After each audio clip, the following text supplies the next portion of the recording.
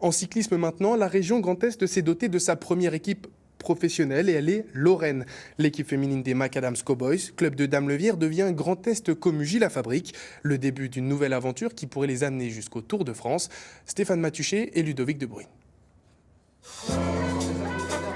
Le début d'une histoire qui peut mener ses filles vers les plus hauts sommets européens.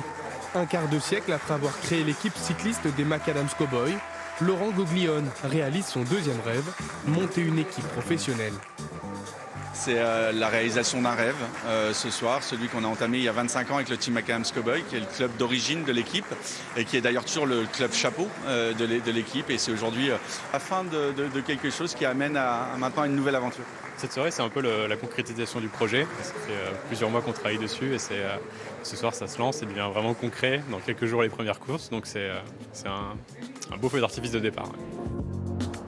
Après 4 années passées en National 1, le plus haut niveau amateur, les Macadams Cowboys montent en gamme, niveau continental, l'équivalent de la 2e division mondiale, qui pourrait leur permettre d'atteindre des courses comme le Tour de France féminin ou Paris-Roubaix.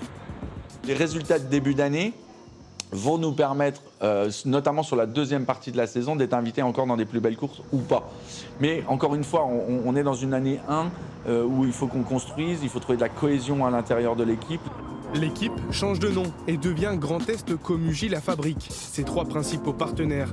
C'est en grande partie grâce à eux que le club est parvenu à récolter 800 000 € de budget, indispensable pour changer de dimension. Il y a 400 000 € de liquidité, c'est-à-dire d'argent pur qui permettent notamment de rémunérer les acteurs de l'équipe, mais aussi de payer les frais d'acheminement, d'hébergement. Puis de l'autre côté, vous avez les dotations, qui est à peu près pour la même somme, c'est-à-dire aussi bien les vêtements cyclistes que les vêtements lifestyle, que les véhicules, que tout ce qui est matériel, etc., sur lequel, là, on n'a pas de partenaires financiers, mais on a des partenaires matériels.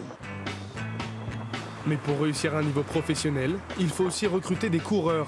15 filles avec un fort accent francophone, entre autres 5 françaises et 4 canadiennes, pour 24 ans de moyenne d'âge. Une jeune équipe pleine d'ambition.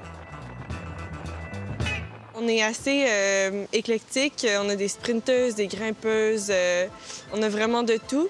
Puis après, je crois que ce qui va faire notre force, c'est le travail d'équipe, vraiment la communication entre nous.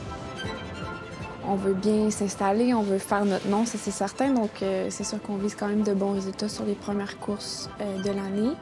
Mais là, vraiment, on veut justement bâtir cet esprit d'équipe-là. Puis ensuite, on veut performer sur les courses. Donc on a beaucoup à prouver, mais on est prêt à relever le défi. C'est une véritable montagne qui les attend. Une ascension qui va prendre plusieurs mois pour espérer atteindre son sommet, le Tour de France.